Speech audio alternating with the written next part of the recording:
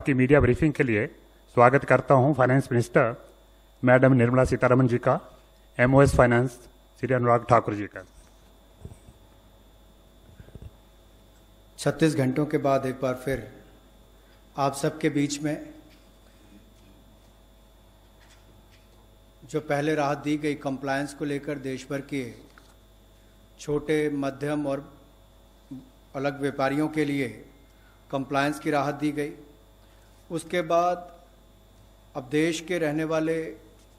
मजदूर हो, गरीब हो, ऐसे लोग जिनको आज सबसे बड़ी आवश्यकता है, उसके लिए भी जिस तरह से माननीय प्रधानमंत्री जी ने प्रधानमंत्री बनने के बाद भी कहा था कि उनकी सरकार गरीब के लिए, मजदूर के लिए, वंचित के लिए, शोषित के लिए है। और आज के समय जब ये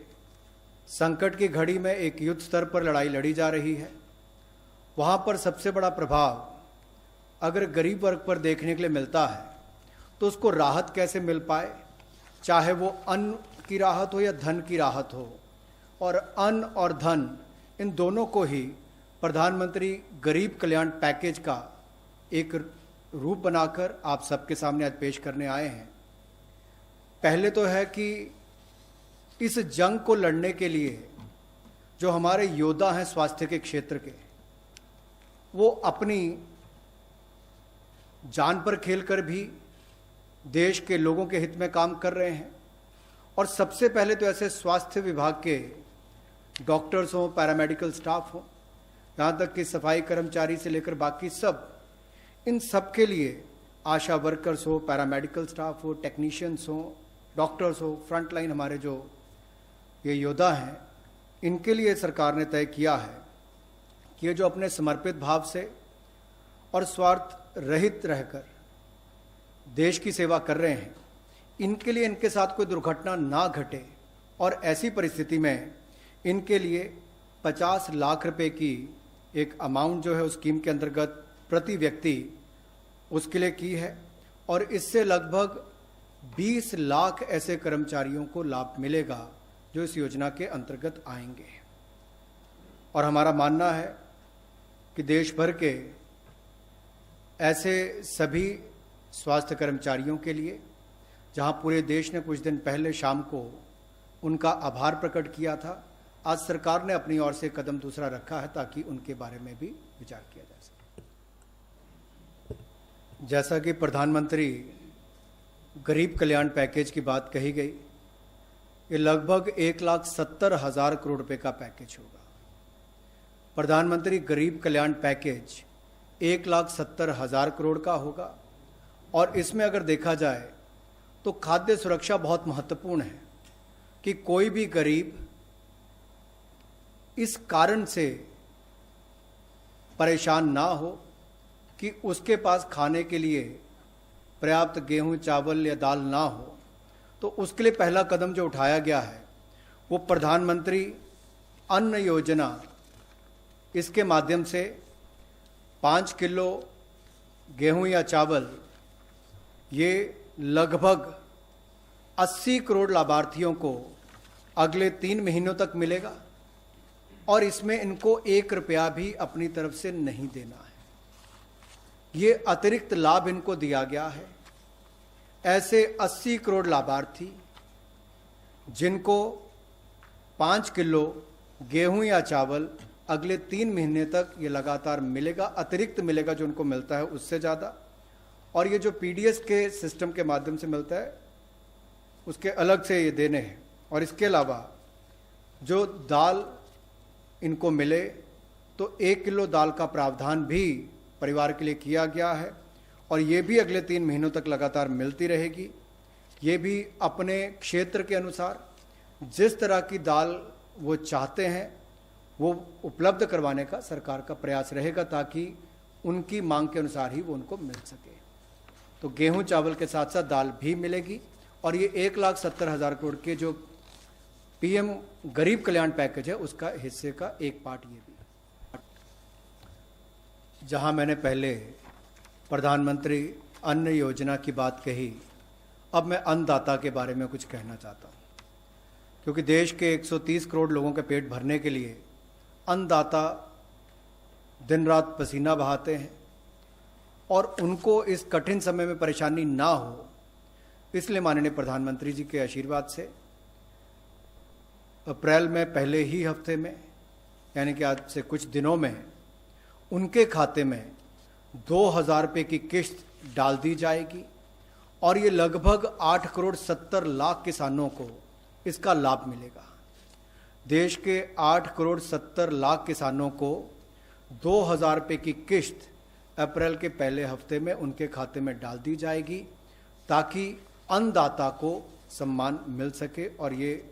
पैसा उनके खाते में। अन्नदाता के बाद मजदूरी पर आना चाहूँगा। ग्रामीण क्षेत्रों में मनरेगा के माध्यम से जो लोग अपने परिवार का पालन पोषण करते हैं उनको लाभ कैसे मिले, इनके लिए दिहाड़ी भी बढ़ाकर 182 रुपये से बढ़ाकर 202 रुपये कर दी गई है और लगभग 5 करोड़ लोग ऐसे जो अपने परिवारों को, लगभग 20 करोड़ लोगों के लिए वो मजदूरी करके कुछ ना कुछ करते हैं, उन 5 करोड़ लोगों के लिए जब ये दिहाड़ी बढ़ेगी तो उसका लाभ भी उनको मिलेगा और लगभग 2,000 रुपये का उनकी आय में वृद्धि होगी। The next category is, जिस तरह से मैंने मनरेगा के बारे में अभी आपसे कहा, अब एक और गरीब श्रेणी में वृद्ध भी आते हैं, विधवा भी आती हैं और दिव्यांग भी आते हैं। इनको इस कठिन समय में दिक्कत ना हो तो 1,000 रुपया एडिशनल, यानी कि अतिरिक्त 1,000 रुपया इनको मिलेगा अगले 3 महीने में। 2 किश्तों में उपलब्ध होगा और लगभग 3 करोड़ वृद्ध, विधवा और दिव्यांग इनको इसका लाभ मिलेगा और ये सारा का सारा पैसा डायरेक्ट बेनिफिशियरीज ट्रांसफर के माध्यम से, डीबीटी के माध्यम से उनके खाते में जाएगा ताकि बीच में से कोई भी इन वृद्ध, विधवा, दिव्यांग इनके हक को ना मार सके। और पहले की भी जो कहा गया, मनरेगा की बात हो या पीएम किसान की बात हो या वृद्ध, विधवा, दिव्यांग की बात हो, ये सारा का सारा पैसा डीबीटी के माध्यम से उनके खातों में जाएगा ताकि सीधा उनको लाभ मिल सके।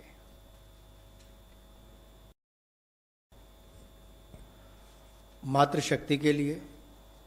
देश की हमारी महिलाओं और बहनों के लिए जिनका प्रधानमंत्री जनधन योजना में खाता है, ऐसे लगभग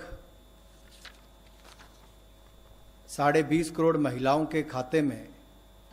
अगले 3 महीने तक 500 रुपया प्रतिमाह उनके खाते में ट्रांसफ़र किया जाएगा ताकि इस कठिन समय में, कोरोना वायरस से लड़ने वाली जंग के समय में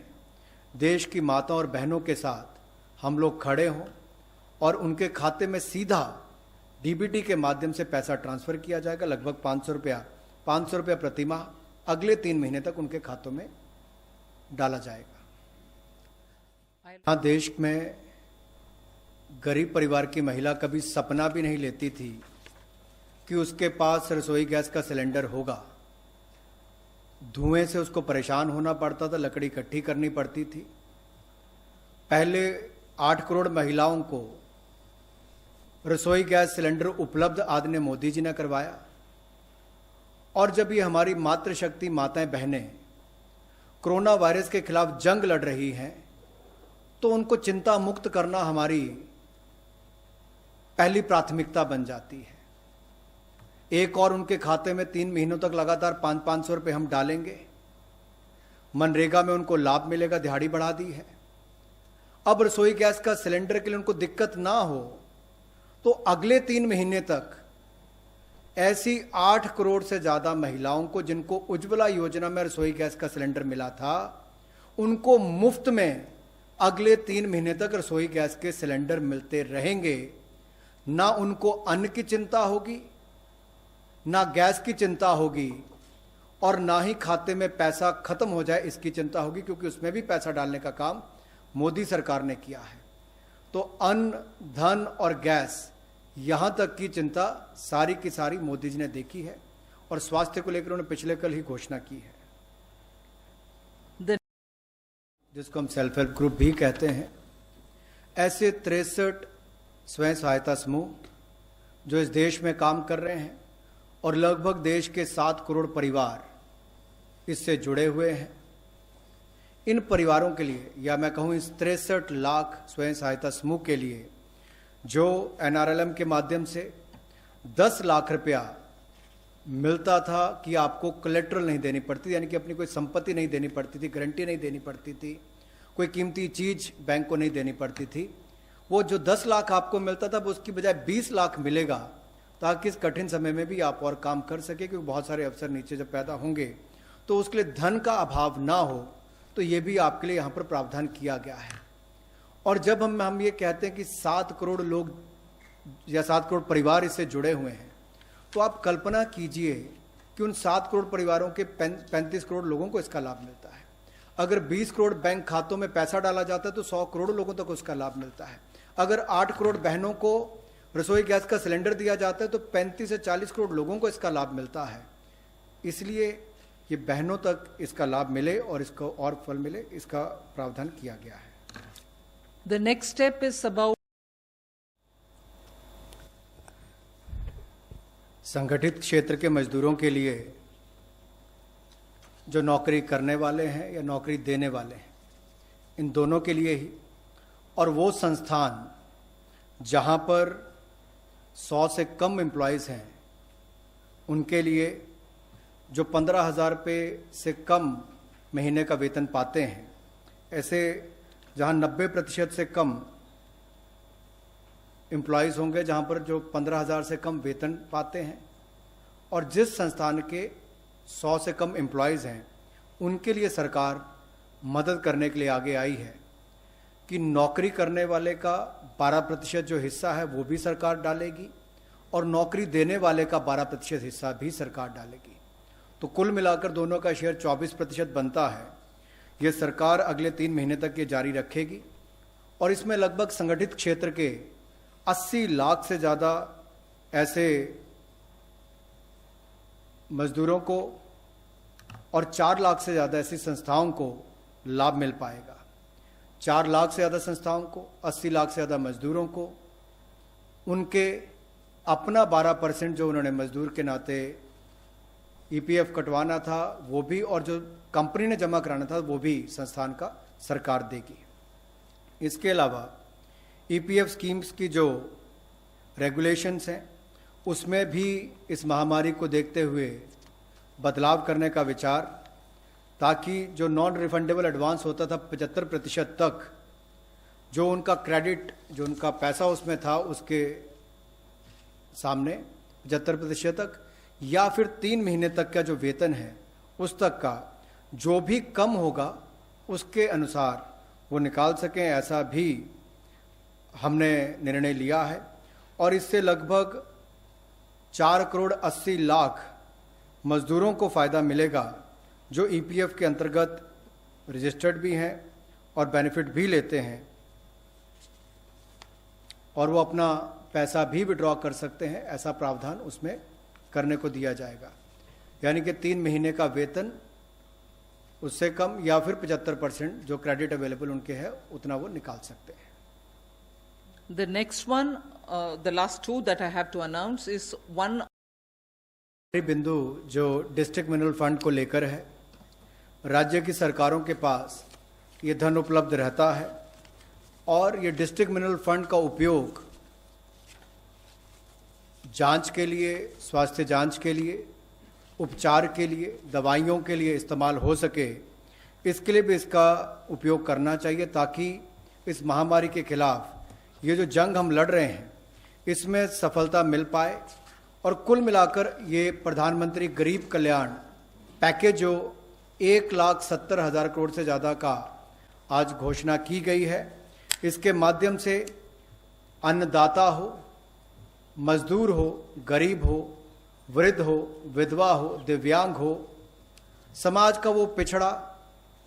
वंचित, शोषित, उस सब के लिए आज ये कदम उठाए गए जिसकी चिंता मीडिया ने और सोशल मीडिया पर देश के लोगों ने की थी। और मैं एक बार फिर कहना चाहता हूँ, गरीब को मद्देनज़र रखते हुए जो सरकार ने पहले दिन से NDA 1 ने काम करना शुरू किया था, बहुत सारी योजनाएं गरीबों के हित में लाई गई। आज इस महामारी के चलते भी माननीय प्रधानमंत्री जी की इस इकोनॉमिक रिस्पांस टास्क फोर्स ने जो निर्णय लिए हैं वो गरीबों के हित में पहले लिए, ताकि कोई गरीब देश में भूखा ना हो, किसी के खाता खाली ना हो, किसी की अन्न की थाली खाली ना हो, स्वास्थ्य की सुविधाएं भी मिले, अनाज भी पर्याप्त मिले, ना पैसे की कमी आए ना खाने की कमी आए। और इन्हीं कदमों को लेकर हर माँ बहन के घर परिवार से लेकर उसके बैंक खाते से लेकर उसके काम काज तक की चिंता की गई। यही प्रयास हैं कि इस जंग के खिलाफ दृढ़ इच्छा शक्ति के साथ हम सबको मिलकर लड़ना होगा। मीडिया ने भी हमारा इसमें सहयोग किया है। एक सकारात्मक वातावरण देश भर में बनाने के लिए, इसके लिए मैं आपका बहुत बहुत आभार प्रकट करना चाहूँगा। मैं धन्यवाद करना चाहूँगा इतना डिटेल्ड और स्पष्ट पैकेज के अनाउंसमेंट के लिए। मैडम, सोशल डिस्टेंसिंग की वजह से कुछ क्वेश्चन हमने ऑनलाइन भी लिए हैं और अपने साथियों से भी क्वेश्चन लेंगे। सबसे पहला क्वेश्चन ये है, व्हेन डू दी